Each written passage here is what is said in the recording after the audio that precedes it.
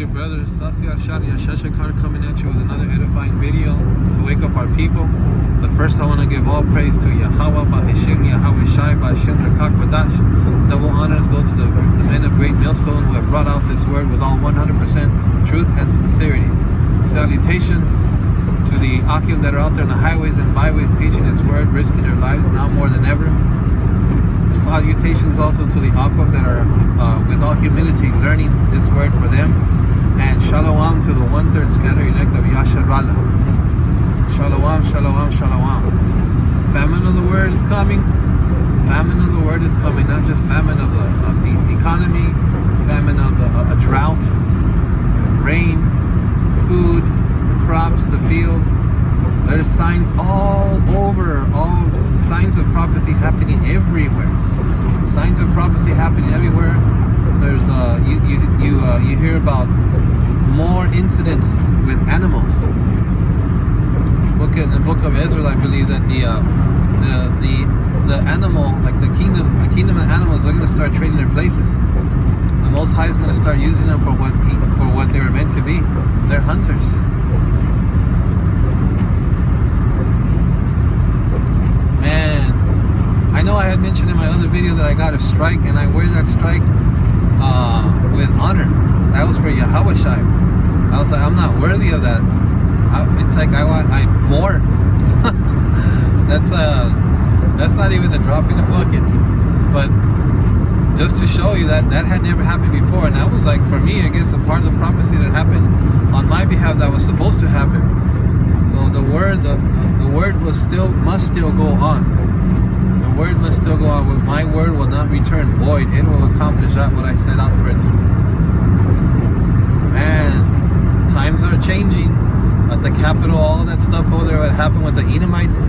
Edomites are so used to supporting the blue, and there's red and there's blue. And the blue in this case are the police officers.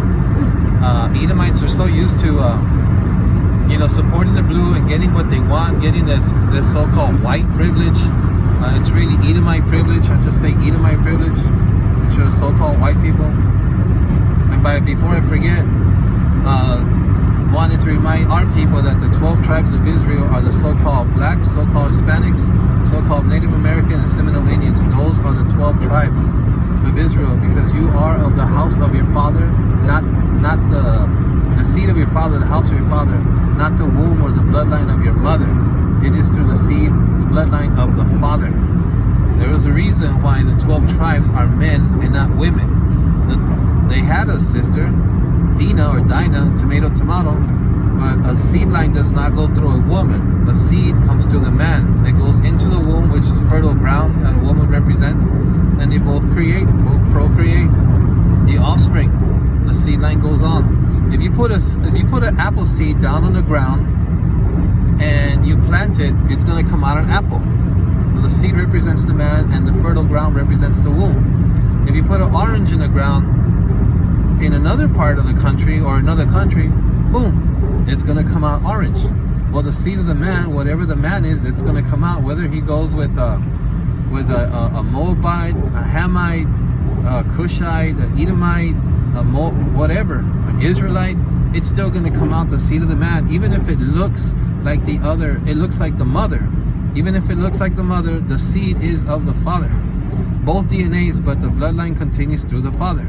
Because you're going to put let's say the seed here in the United States, in the United States of America, you get that seed and you plant it here, it's going to grow up to be an orange. It's an orange seed, it goes up to an orange.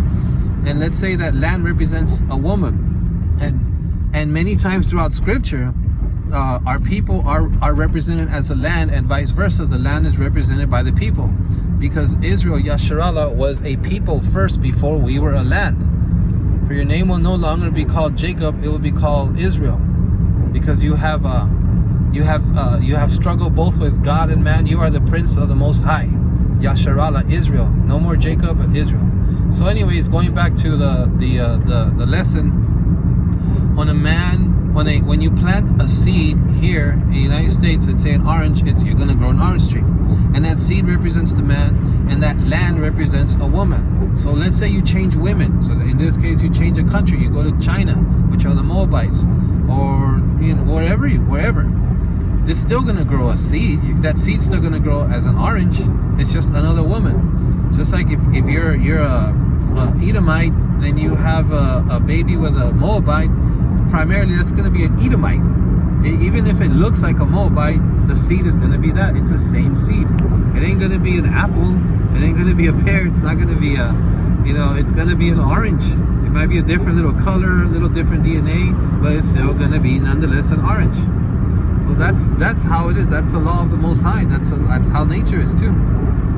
Because the Most High is he's not the author of confusion. Even though we're living in the city of confusion, the scripture calls this place the city of confusion in Babylon. That's where we get the word babble on. Going on, babbling on. You're not making any sense. Blah, blah, blah, blah. You're just babbling on. As the scripture says, let us go down and confuse their tongue. And they didn't understand each other. So the Babylonians, they spread out through the nations, having different languages. So I wanted to talk a little bit about that. Also the signs of prophecies that are happening all over.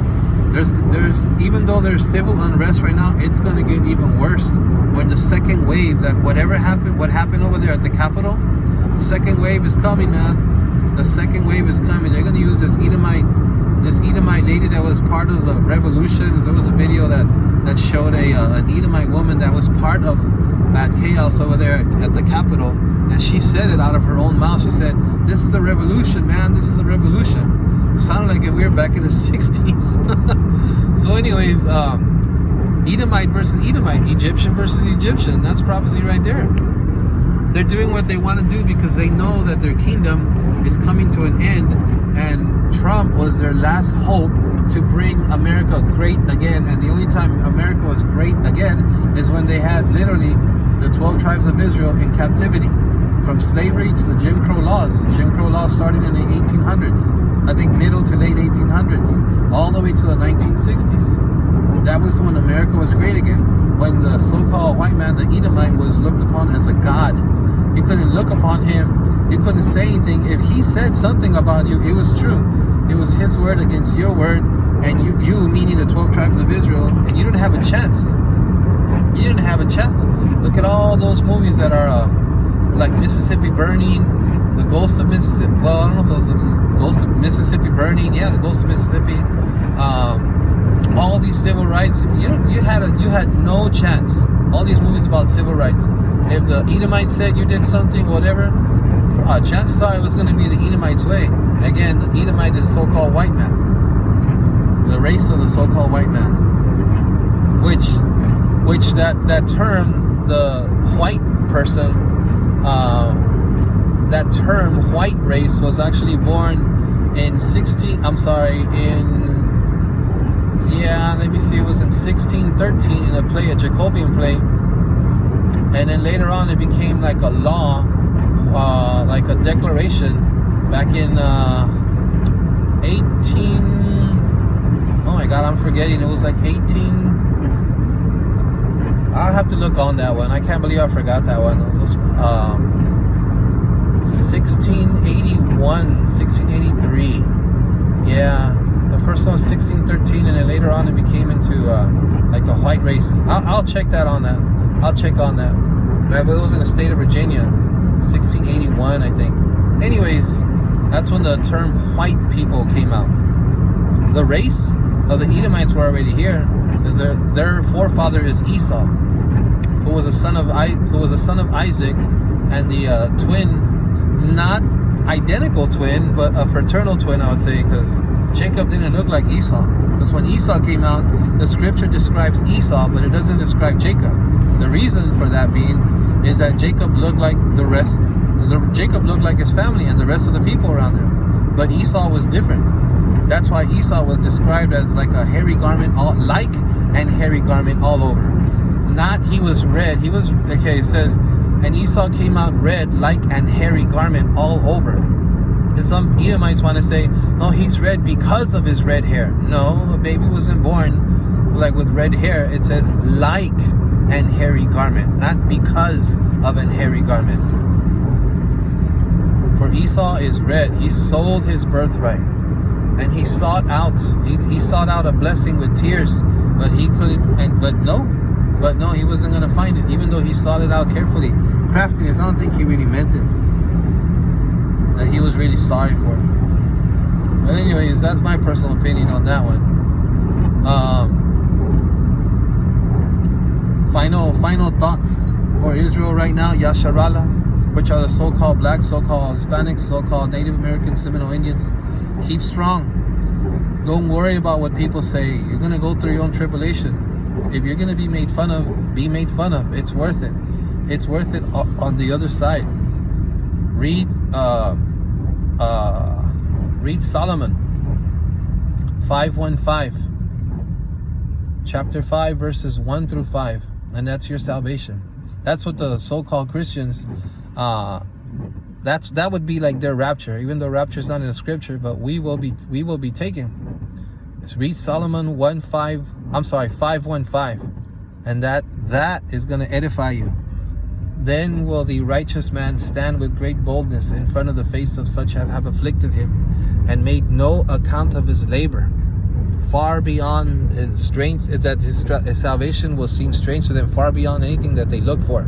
That was roughly paraphrasing, but you get the point. You get the point. And I'm doing this as a video, and I'm driving because I have to find time to do things. I have to go in the car or literally in your closet, in your private space to do videos. Because if I don't do it, I feel real guilty.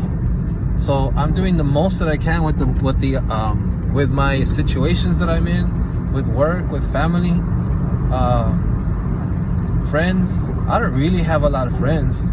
It's just a friend of the world is enmity with God. And it's not that I'm trying to be anti, but if you're not on the side of the Most High, then I mean, there's not much more you can do. People don't want to hear you. I've been called crazy. I've been called crazy and loco by my own family members, and I'm not, man. But then when they want to know something about scripture, because they don't know scripture, they'll ask a little bit about this, they'll ask a little bit about that, like they'll ask about Pentecost, or they'll ask about Job or something, but they don't know, and I know it right away, and I'll go to the scripture right away talking about it. But I'm loco and I'm crazy. But then when they want to know something, you know, if it's within you, the Spirit has it within you, it's in you. They don't want to hear that Yahushua only came for the hopeful elect of Yasharala. We read in the book of Matthew more than one time, go only to the lost tribes of the house of Israel, the house of Yasharala. Do not go into the way of the Gentiles, but go rather to the lost tribes of the house of Israel. So, you know, with all that, hopefully with this video, hopefully you were edified again. Say, call halal Yahweh b'Hashem Yahweh Shai b'Hashem Rakak Wadash. Achra ata babal, achra ata adawan. Wa baba kasha, abad babak. Hom Yasharala.